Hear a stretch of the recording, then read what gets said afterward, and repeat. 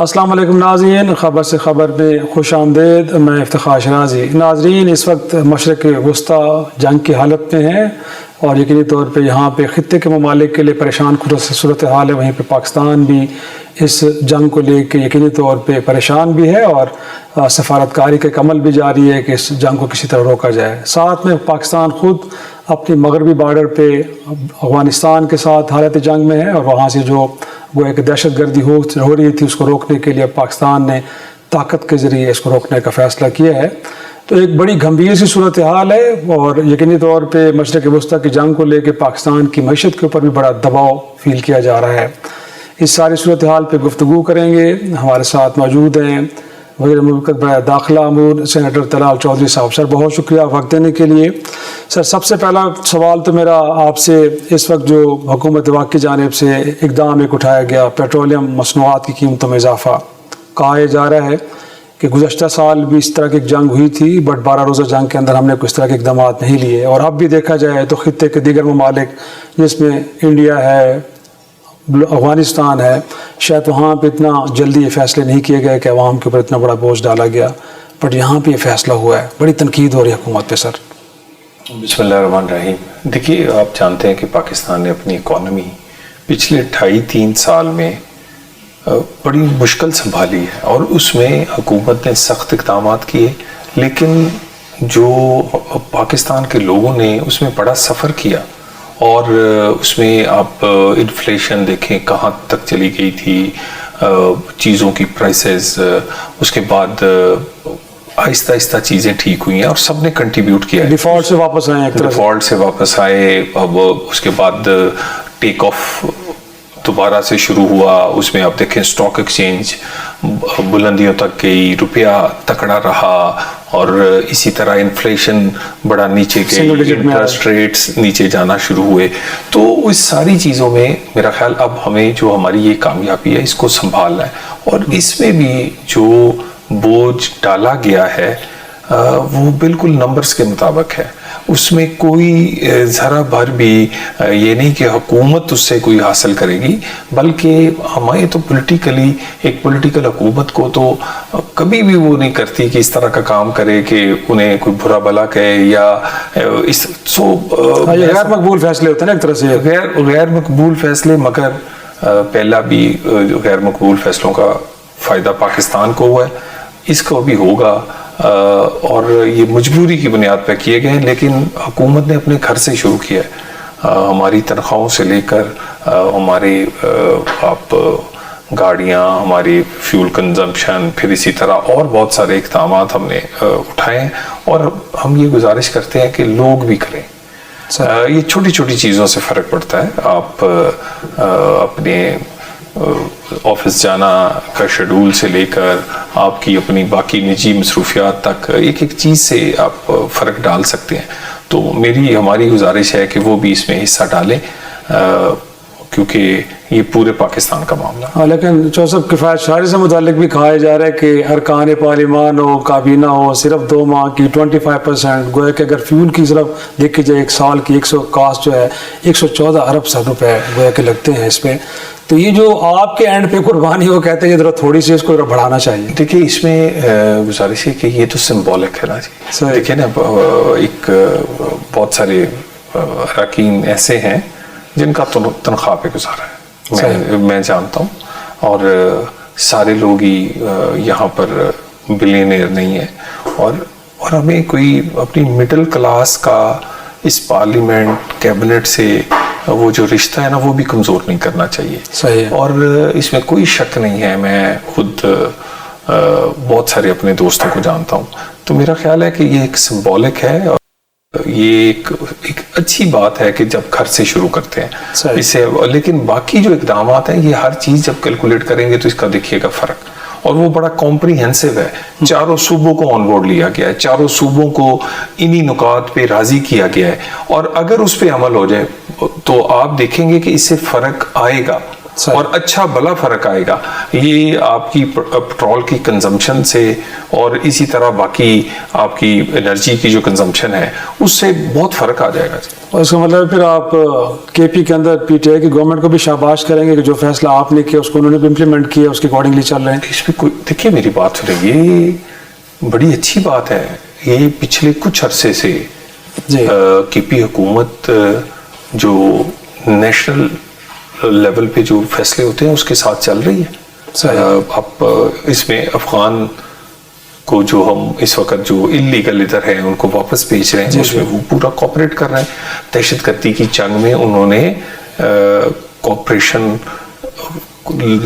بڑھائی ہے اور اس میں ان کی ول نظر آئی ہے کچھ, تو یہ بڑی اچھی بات ہے.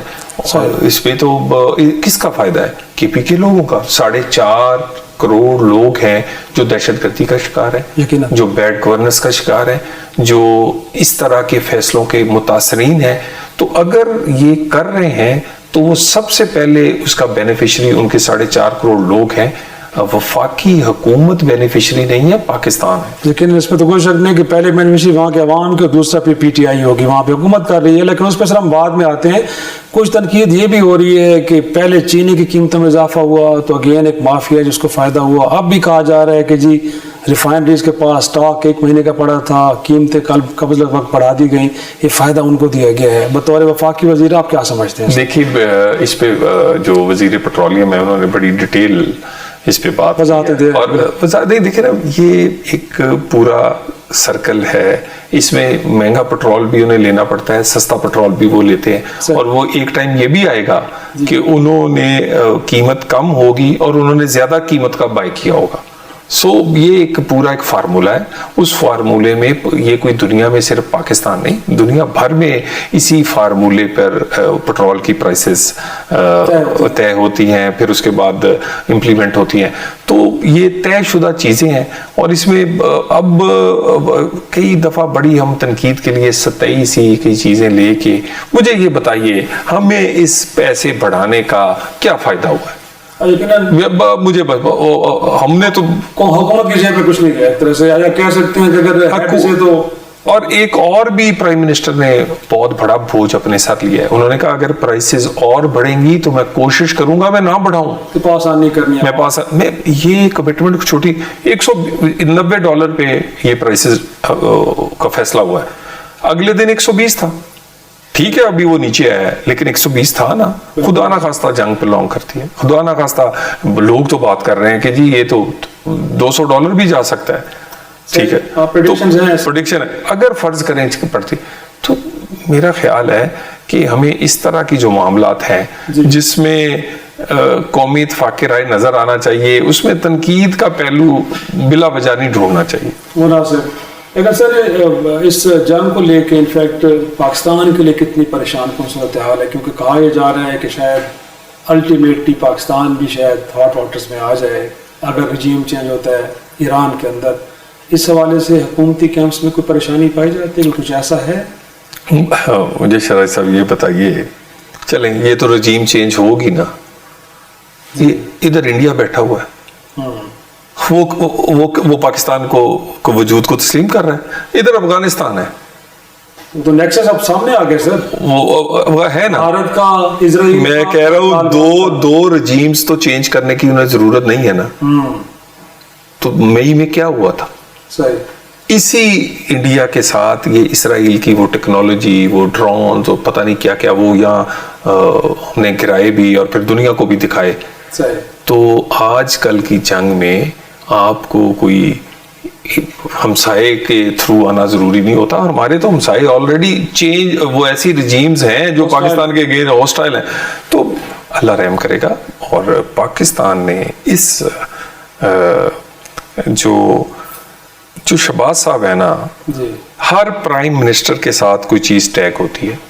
کسی کے ساتھ ٹیگ ہے آئین بنایا ہے, کسی کے ساتھ ایٹمی دھماکہ ہے, اسی طرح باقی لیڈران کے ساتھ بھی کوئی نہ کوئی ان کا کام, میزائل پروگرام دیا ہے. یہ چیزیں شہباز صاحب تاریخ لکھے گی کہ جو پاکستان کی ڈپلومیسی ہے نا, وہ شہباز شریف کے ساتھ ٹیگ ہوگی کہ وہ جس بہترین انداز میں سفارتی محاذ پہ وہ کامیابی وہ اس سے زیادہ نہیں. اس صورتحال میں بھی اتنی کوشش کاوش کی گئی ہے کہ یہ جنگ نہ ہو, اور اب بہت ساری چیزیں بتانے کے لیے مناسب نہیں ہیں. ہم نے اپنا فرض پورا کرنے کی کوشش کی ہے کہ یہ نہ ہو, اور ابھی بھی اس جنگ کو کئی لیولز پہ آپ آہستہ آہستہ اس کو کم کرنے کے لیے, اس کے اثرات کم کرنے کے لیے پاکستان بڑی اگریسولی پرسو کر رہا ہے. صحیح. جو سب ایک اور تنقید اگین ہم نے سعودی عرب کے ساتھ دفاع کا معاہدہ کیا یا بورڈ آف پیس میں چلے گئے, آپ کے اتحادی بھی پارلیمان میں, ہم بھی بیٹھے ہوتے گیلریز میں سنتے ہیں کہ اس معاملے کو پارلیمان میں لانا چاہیے, کلیکٹیوزم کے تھرو چیزیں اگر ڈسکس ڈیبیٹ ہوں تو اور زیادہ بہتر ہوتا ہے. تو کوئی فیوچر میں ایسا ہے کہ ہم ان چیزوں کو دیکھیں کہ پارلیمان میں ڈیبیٹ ہوں, بے شک ان کیمرہ ہوں, تاکہ پورا وہاں کا جتنا وزڈم ہے وہ اس کے پیچھے کھڑا ہو, تو جب بھی کھڑا ہوتا ہے تو یقینی طور پہ پاکستان بڑے درست فیصلے کرتا ہے. تو کوئی ایسا ارادہ ہے آپ کا؟ دیکھیں, ان کیمرہ کی روایت میاں نواز شریف نے ڈالی تھی جب یمن کی جنگ تھی. بالکل ایسے پھر یہاں پر ایک متفقہ قرارداد آئی, اس پہ عمل درآمد کروایا گیا. اس کے بعد آئی پی ٹی آئی کی گورنمنٹ. پی ٹی آئی کی گورنمنٹ میں ان کیمرہ اجلاسوں میں بھی اس وقت کا وزیر اعظم شامل نہیں ہوتا تھا, حالانکہ انڈیا حملہ پر ہوتا تھا. اس کے بعد پھر آئی پی ڈی ایم کا دور, پھر آیا اس الیکشن کے بعد یہ حکومت. اس حکومت میں بھی ٹیررزم پر ان کیمرہ اجلاس اسی پارلیمنٹ میں ہوا. اگر کوئی نہیں آیا تو پی ٹی آئی نہیں آئی. اسی طرح کے اجلاس, ان کیمرہ اجلاس, بریفنگز پرائم منسٹر ہاؤس میں اور پریزیڈنٹ ہاؤس میں فلسطین پر اور باقی جگہوں پہ بلائیں, یہ نہیں گئے. ابھی 2 دن پہلے پرائم منسٹر نے تمام جماعتوں کو بلایا اور ان کے ساتھ بات چیت کر کے بلایا.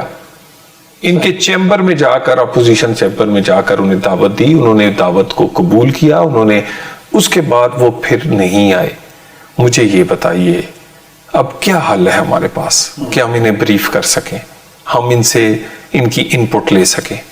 ہمارے پاس اس بات کا ہر بات کو ایکچولی, یعنی آپ یہ دیکھ لیں کہ چھوٹی چھوٹی چیزوں پہ ان کے اکاؤنٹ سے ٹویٹس اور بیانات آتے ہیں. جی مجھے اسرائیل کی جارحیت پہ پچھلے سوا سال سے کوئی بیانات دکھا دیں. سر بات, میں اس کو جوڑنا نہیں چاہتا. اب یہ بھارت کے ساتھ جنگ تھی, اس میں بھی یہی کہتے تھے کہ یہ دیکھیے گا ان کی حالت کیا ہوتی ہے. یہ انتظار کر رہے تھے کہ یہ پاکستان کے ساتھ کچھ کلیم کرتے کہ ہمارے سوشل میڈیا اکاؤنٹ سے پاکستان کے مقدمے کو بہترین انداز میں لڑے جب ہم انڈیا کے خلاف جنگ لڑیں. یہ کوئی احسان نہیں ہے. اگر چند ایک نے لڑا ہے تو چند ایک جو یہاں پر ایسی بات کرتے ہیں جو مناسب. اب بات یہ ہے کہ ان کیمرہ اجلاس کی میں دوبارہ کہوں گا, یہ سیریس ہوں. پرائم منسٹر, حکومت, اسمبلی ہمیشہ چاہتی ہے کہ اس طرح کے معاملات پہ بات چیت ہونی چاہیے. وہ ان کیمرہ ہو, وہ سب کے سامنے ہو, وہ ہونی چاہیے. مگر ان کی پریزنس کو کون یقینی بنائے گا؟ یقیناً یہ ان کے اینڈ پہ ہے کہ وہ اس بات کا فیصلہ کریں. ایک چھوٹا سا بریک ناظرین, بریک سے واپس آتے ہیں, گفتگو کے سلسلے کو آگے